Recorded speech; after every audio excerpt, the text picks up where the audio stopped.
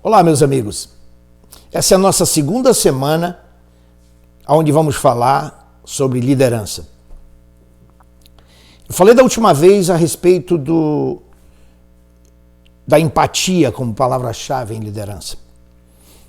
Eu estou aqui nesse ambiente familiar, obviamente, mas eu não vou dar nenhuma receita para vocês de comida, apesar de eu cozinhar aqui de vez em quando. Mas a minha dica hoje continua sendo, aliás, sobre liderança. Essa é a receita que nós vamos falar, ou sobre isso que nós vamos falar. Nós falamos em a palavra-chave empatia. E tem uma outra palavra-chave também, que é também a simpatia. Você simpatizar com a situação das pessoas, além de empatizar, que são duas coisas, por mais que pareçam similares, são muito diferentes. E o centro, quando eu falei da última vez, quando você se coloca no centro do universo e não o outro, você começa a valorizar você muito mais do que o outro, isso começa a ser um desafio para você se tornar um líder. Então eu vou dar alguns exemplos de situações práticas que eu acho que vale a pena a gente esclarecer para poder ajudar nisso. Algumas pessoas já me mandaram perguntas e eu vou mencionar aqui uma pergunta que foram feitas muito parecidas, aliás, por 3 pessoas. A Elide Lima, de Manaus, no Brasil, mandou essa mesma pergunta, Michael Gutenberg, de Perth, na Austrália, e Jean-Jacques Michel, de Nice, na França. A pergunta é esta: qual a tua dica, Agui, para um líder ou gerente de pessoas ganhar pessoas que estão na equipe, mas que nitidamente você, o líder, percebe que fazem oposição por terem inveja de você e oposição no sentido de fazer só o mínimo, tendo potencial para fazer mais? Bom, Jean-Jacques e Elide e Michael, deixa eu falar uma coisa para vocês.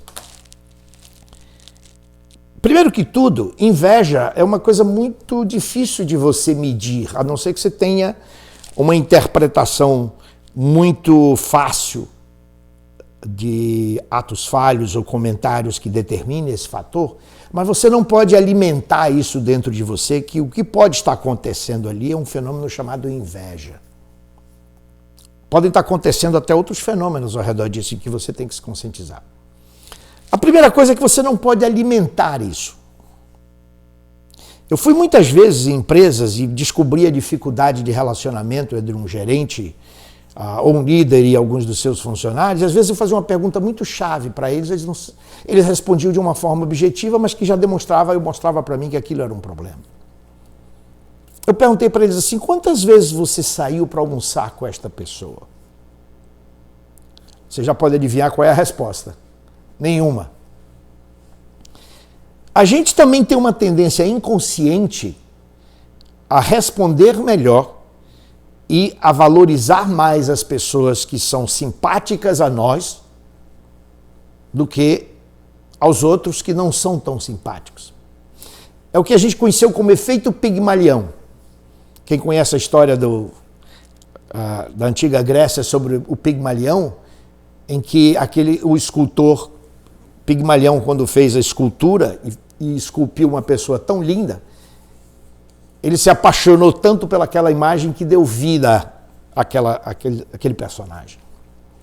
Você vê a força do pensamento positivo, a força que você determina quando você lida com pessoas que você influencia o seu comportamento, tem tudo a ver com esse fenômeno.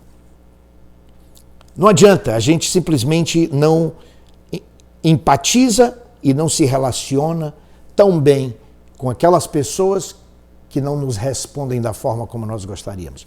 Esse é o maior desafio nosso. Primeira coisa que a gente tem que entender é que o líder não está ali para se servir ou a servir a si mesmo. O líder tem que entender que ele está ali para servir as outras pessoas. É por isso que o outro está no centro daquele universo. Quando você, como empresário, pensa que você tem 20 milhões, você tem 20 milhões de dólares no banco. E no meio de uma crise como esta aqui, você não quer ficar mais pobre e demite teus funcionários, porque você não quer perder dinheiro, em vez de você também pensar neles, você não está sendo líder. E as pessoas perdem o respeito por você. E a retomada desse processo é muito difícil e muito complicado. É lindo isso, muita gente pode dizer, é bonito falar, mas vai fazer. Mas infelizmente é a pura realidade. Tem que ser feito. Você tem que considerar as pessoas. O teu cliente é o teu funcionário. Se você tratar bem o teu cliente, ele vai tratar bem o outro cliente que está lá fora. Mas ele é o cliente número 1. E aí começa a simpatia, a empatia, o respeito, a consideração. E o teu papel como líder começa a ser questionado. E você começa a se fazer entender melhor se você também começa a dar resposta para essas pessoas de uma outra maneira. Conversa com eles. Se relaciona com eles. Tenta entender por que existe essa antipatia. E você está lá para servi-los, para ajudá-los, para que eles sejam bem-sucedidos. Lembre-se da frase que eu falei no primeiro vídeo.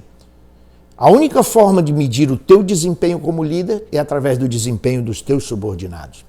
Eu vou contar uma pequena história só para fechar esse tema.